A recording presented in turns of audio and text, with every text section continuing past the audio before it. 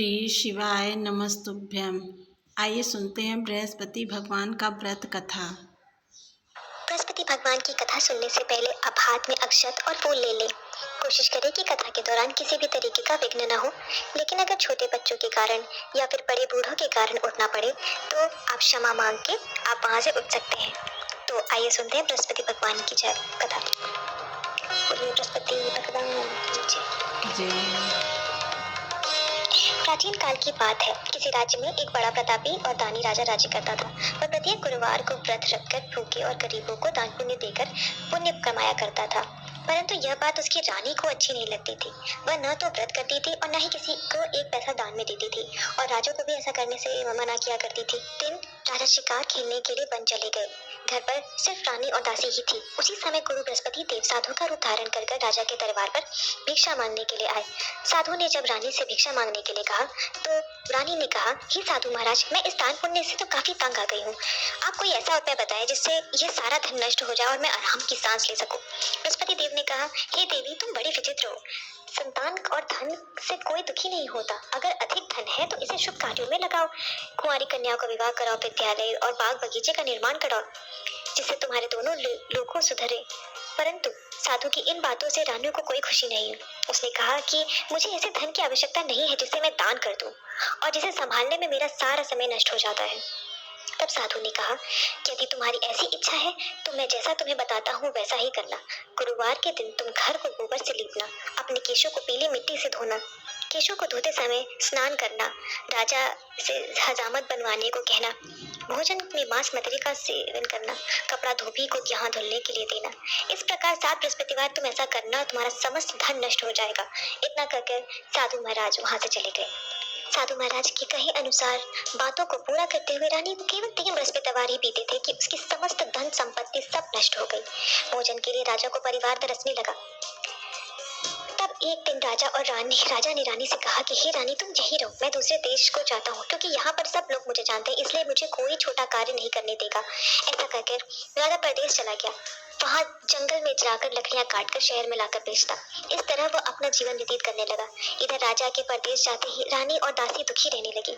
पर जब रानी और दासी को 7 दिन तक भोजन के नाम पे कुछ भी नसीब नहीं हुआ, तब रानी परेशान होकर अपनी दासी से कहा कि हे दासी, पास के नगर में ही मेरी बहन रहती है, वो बहुत ही धनवान है, तुम उसके पास जाओ और कुछ दिन के लिए खाने भर का अनाज मांग लाओ। रानी के कहने पर दासी उसकी बहन के पास गई। उस दिन गुरुवार था और रानी की बहन उसी समय बृहस्पतिवार का व्रत की कथा सुन रही थी। दासी ने रानी की बहन को कई बार अपनी रानी का संदेश दिया, लेकिन रानी की बड़ी बहन के पास से कोई उत्तर नहीं आया।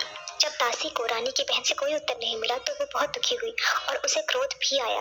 दासी ने वापस आकर अपनी रानी को सब बात बता दी। सुनकर रानी ने अपने भाग्य को कोसा। उधर रानी की बहन ने सोचा कि मेरी बहन की दासी आई थी, परंतु मैं उससे कुछ नहीं कह पाई क्योंकि मैं कथा में बैठी थी। इससे वो बहुत दुखी हुई होगी। बात सुनकर और भोजन समाप्त करके तब अपनी बहन के घर आई और कहने लगी कि हे बहन, मैं बृहस्पतिवार का व्रत की कथा कह रही थी। तुम्हारी दासी मेरे घर आई थी, परंतु जब तक कथा होती तब तक तो न उठते हैं और न ही कुछ बोलते हैं, इसलिए मैं नहीं बोली। कहो, तुम्हारी दासी मेरे पास क्यों आई थी? रानी बोली, बहन, तुमसे क्या छुपाऊं, हमारे घर में खाने को अनाज नहीं है। ऐसा कहते कहते रानी की आंखें भर आई। उसने दासी समेत पिछले 7 दिन में भूखे रहने की बात कही, अपनी बहन को विस्तार पूर्वक सुना दी। रानी की बहन बोली, देखो बहन, भगवान बृहस्पति देव सबकी मनोकामना पूर्ण करते हैं। देखो, शायद तुम्हारे घर में अनाज रखा हो। पहले तो रानी को विश्वास नहीं हुआ, पर बहन के आग्रह करने से उसने अपनी दासी को अंदर भेजा तो सचमुच अनाज से भरा हुआ एक घड़ा मिल गया। यह देखकर दासी को बड़ा ही हैरानी हुई। दासी रानी से कहने लगी कि हे रानी, जब हमको भोजन नहीं मिलता तो हम व्रत ही तो करते हैं, इसलिए क्यों ना इसमें इनसे व्रत और कथा की विधि पूछ ली जाए ताकि हम भी इस व्रत को कर सके। तब रानी ने अपनी बहन को बृहस्पतिवार व्रत के बारे में पूछा। इनने बताया कि बृहस्पतिवार के व्रत पे चने की दाल और मुनक्का से विष्णु भगवान की केले के जल में पूजन करें तथा दीपक जलाएं, व्रत कथा सुने और पीला भोजन भी करें। इससे बृहस्पति देव प्रसन्न होते हैं। व्रत और पूजन विधि बताकर रानी की बहन अपने घर को लौट आई। 7 दिन के बाद जब गुरुवार आया तो रानी और दासी ने व्रत रखा। गुरसाल से जाकर वो चना और गुड़ बीन लाई, फिर उससे केले के जड़ में तथा विष्णु भगवान का पूजन किया। अब पीला भोजन कहाँ से आए, इस बात को लेकर दोनों बहुत ही दुखी थी। क्योंकि उन्होंने व्रत रखा था, इसलिए बृहस्पति देव उनसे बहुत प्रसन्न थे। इसलिए वे एक साधारण व्यक्ति का रूप धारण करके 2 थालों में सुंदर पीला भोजन लेकर दासी को दे गए।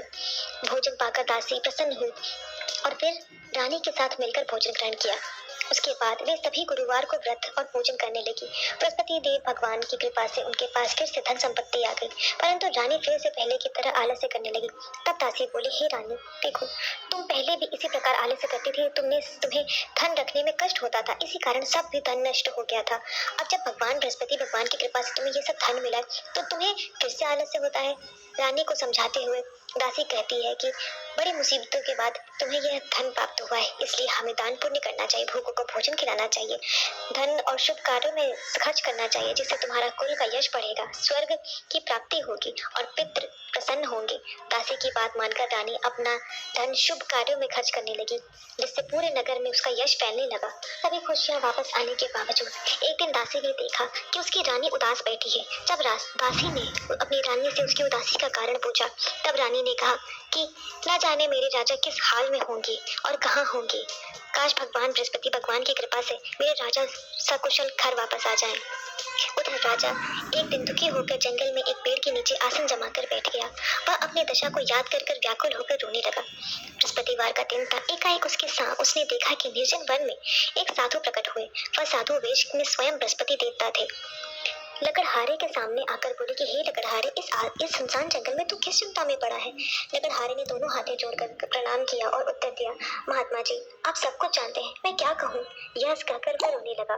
साधु को आत्ममत कथा सुनाई। महात्मा जी ने कहा कि स्त्री ने बृहस्पतिवार के दिन भगवान विष्णु का अनिरादर किया है, जिसके कारण भगवान विष्णु तुमसे रुष्ट हो गए हैं और उन्होंने तुम्हारी यह दशा कर दी है। अब तुम चिंता मत करो, मेरे कहने पर चलो तो तुम्हारा सब दुख दूर हो जाएंगे और भगवान पहले से भी अधिक संपत्ति देंगे।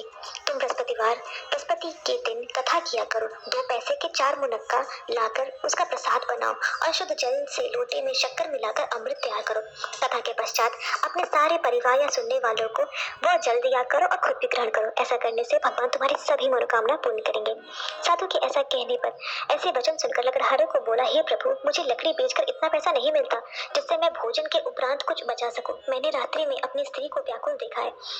मेरे पास कुछ भी नहीं जिससे उसकी खोज खबर मंगा सकूं। साधु ने कहा कि हे लकड़हारे, तुम किसी बात की चिंता मत करो, बृहस्पति के जिससे तुम भली भांति भोजन कर सकोगे। बृहस्पति देव की पूजा के समान और अंदर ध्यान हो गए। धीरे धीरे समय व्यतीत होने पर फिर वही बृहस्पतिवार का दिन आया। लकड़हारा जंगल में लकड़ी काटकर किसी भी शहर में बेचने गया और उस दिन न जाने कैसे उसे दिन में दुगना पैसा मिला। राजा ने चना गुड़ आदि लाकर गुरुवार का व्रत किया। उस दिन से उसके सभी क्लेश दूर हुए। परंतु जब दोबारा गुरुवार का दिन आया तो बृहस्पतिवार का व्रत करना भूल गया। इस कारण बृहस्पति देव भगवान फिर से नाराज हो गए। उस दिन से उस नगर के राजा ने विशाल यज्ञ किया और यज्ञ का आयोजन किया तथा शहर में यह घोषणा कर दी कि कोई भी मनुष्य अपने घर में चूल्हा न जलावे, सब राजा के घर में आके वहां पे भोजन करेंगे। इस आज्ञा का जो न मानेगा उसे इसके लिए फांसी की सजा दी जाएगी। इस तरह की घोषणा संपूर्ण नगर में करवा दी गई थी। राजा की आज्ञा अनुसार शहर के सभी लोग भोजन करने गए, लेकिन लकड़हारा कुछ देर से पहुंचा, इसलिए राजा उसको अपने साथ घर में ले गए और वहां ले जाकर भोजन कराया। वहां पे खूंटी पर रानी का एक हार टंगा हुआ था और वह नहीं दिखाई देने पर रानी ने निश्चय किया कि यही इसी मनुष्य ने मेरा हार चुराया है, क्योंकि बाकी सबने तो बाहर भोजन किया, बस इकलौता यही एक मनुष्य है जो घर में आकर भोजन किया। उसी समय सिपाहियों को बुलाकर उसको कारागार में डलवा दिया गया। जब लकड़हारा कारागार में पड़ गया और बहुत दुखी रहने लगा तो विचार करने लगा कि न जाने किस जन्मों के फल को वो इतना दुख प्राप्त हुआ है उसे।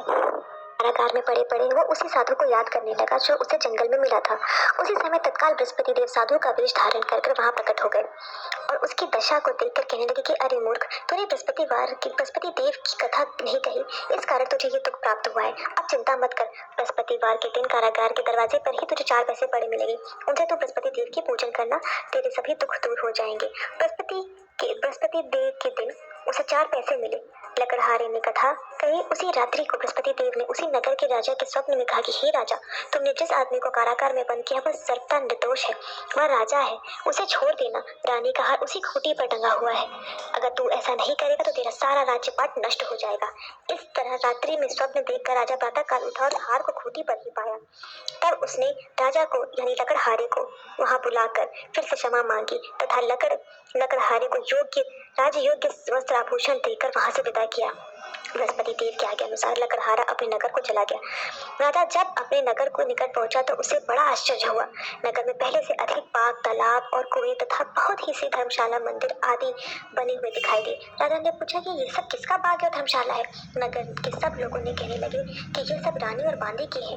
तो राजा को आश्चर्य हुआ और गुस्सा भी आया, क्योंकि उसे कहीं ना कहीं ये शंका थी कि रानी ने कहीं किसी गलत कार्य करने से ये सारा धन तो नहीं वापस ले लिया। इन्हें ये खबर सुनी कि राजा आ रहे हैं तो उसने बांदी से कहा कि हे दासी, देख राजा हमको कितनी बुरी हालत में छोड़ के गए थे। हमारी ऐसी हालत देखकर वह लौट न जाए कुछ गलत समझकर, इसलिए तू दरवाजे पर ही खड़ी हो जा। आज्ञा अनुसार दासी दरवाजे पर खड़ी हो गई। राजा आए तो उन्हें अपने साथ लेवा लाई। तब राजा ने क्रोध में आकर रानी से पूछा कि यह धन तुम्हें कैसे प्राप्त हुआ है? तब उन्होंने कहा कि हमें यह सब धन बृहस्पति देव की कृपा से प्राप्त हुआ है। राजा ने निश्चय किया कि 7 रोज बाद तो सभी बृहस्पति का पूजन करते हैं, परंतु मैं प्रतिदिन दिन में 3 बार कहानी कहा करूंगा तथा व्रत किया करूंगा। अब हर समय राजा के दुपट्टे में चने की दाल बंधी रहा करती थी। दिन में 3 बार वो कहानी कहा करता। एक रोज राजा ने विचार किया कि चलो अपनी बहन के यहाँ हुआ है। इस तरह निश्चय कर राजा घोड़े पर सवार होकर अपनी बहन के यहाँ को चलने लगा। मार्ग में उसने देखा कि कुछ आदमी एक मुर्दे को ले जा रहे हैं। उन्हें रोककर राजा कहने लगे, अरे भाइयों, बृहस्पति, मेरी जरा बृहस्पति भगवान की कथा सुन लो। तभी वहाँ के लोगों ने कहा कि अरे यहाँ पे हमारे यहाँ कोई आदमी मरा पड़ा है और इसे अपनी कथा की पड़ी है। फिर भी जैसे तैसे राजा ने सबको मनाकर उन्हें रोककर अपनी कथा कहने लगा।